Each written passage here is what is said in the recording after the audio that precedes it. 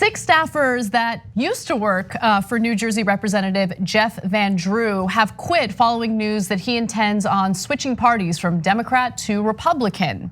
Now, among the staffers who quit were Van Drew's legislative director, communications director, and his scheduler.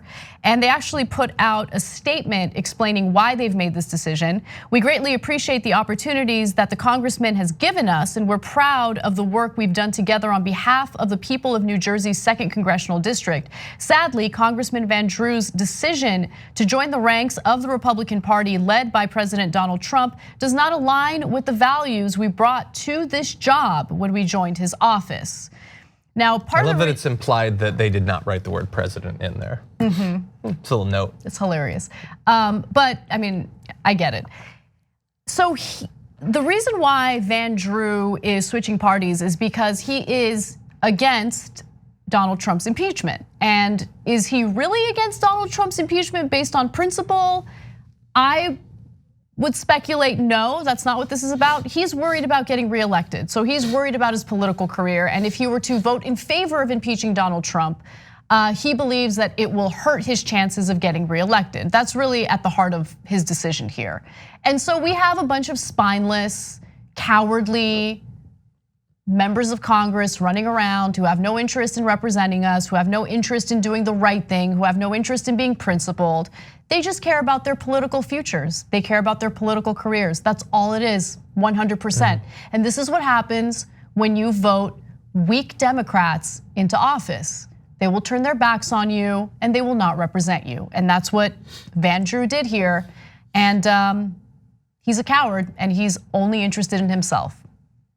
Well, if it makes you feel any better, in the past decade or so, almost all of the congressmen who've changed their parties have lost in the next election. So, or in the primary, by the way, because we talked about this on the Damage Report this morning. I will just say about Van Drew, like, I don't know what kind of Democrat he was in the first place if you can make the switch over to the Republican Party. I guess you are the literal stereotype of a politician that's there to get tax cuts, maybe cut a little bit from Social Security, and that's it. That's all that you have. You have no actual values, nothing approaching any sort of leftist position on anything social or anything like that if you could switch over to this party.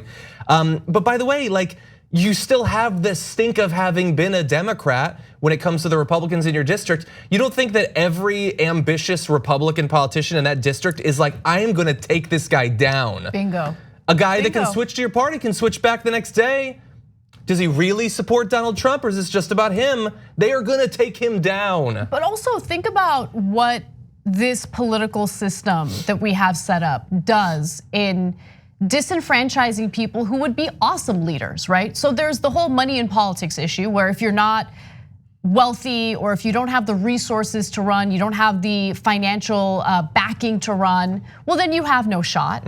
If you happen to be a fighter, usually fighters have something in their record that can be taken out of context and used against them, right? Because if you're gonna be a fighter and you're going to challenge the establishment, when I say establishment, I mean Democratic and Republican establishment. They're gonna come to get you and they will take you out of context, they will smear you, they'll do everything and everything to destroy you.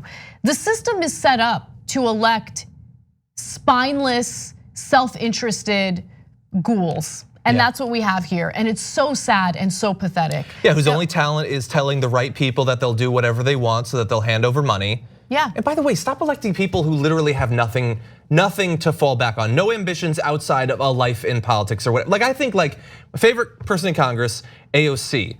I don't think she's gonna lose re-election anytime soon, but if she did, you know what she'd do? Good things. She would go back to being an activist or an organizer. She'd do something local. She's not like willing to betray everything inside of her just to keep her grip on power for 1 second longer. But some people, this is all that they are. They didn't really come from anything authentic that had to do with our country or their values. They just thought, I'm gonna get into politics and that's what I'm gonna do. And I will be whoever I need to be. And 5 years from now, I'll be someone else. If that's who I have to be to win this congressional race. I wanna get to the head of the DNC at some point. I wanna be the guy that's chosen to be the next senator or whatever. When there's nothing authentic to you, this is what it produces. 100%. So the governor of New Jersey has a statement about this. And so let's take a look at what he had to say. What's your reaction to the news about Jeff Van Drew, and what do you think is really his motivation here for switching, if that is what he does? Listen, I think assuming he does what everyone is signaling, he's putting politics over the Constitution. I think it's that simple. He's putting sort of cuteness over courage. This is a guy who's reading some set of tea leaves where he thinks if he is going to have to take the positions he's taking, he can't find his way toward re-election. I think it's ridiculous. I was asked last week before I heard this news what my reaction was, and I said, boy, he's got a lot to answer to his constituents and to the county chairs in his district. I think they're going to be extremely upset, and I think they're going to rise up and say, wait a minute, this isn't what we bargained for.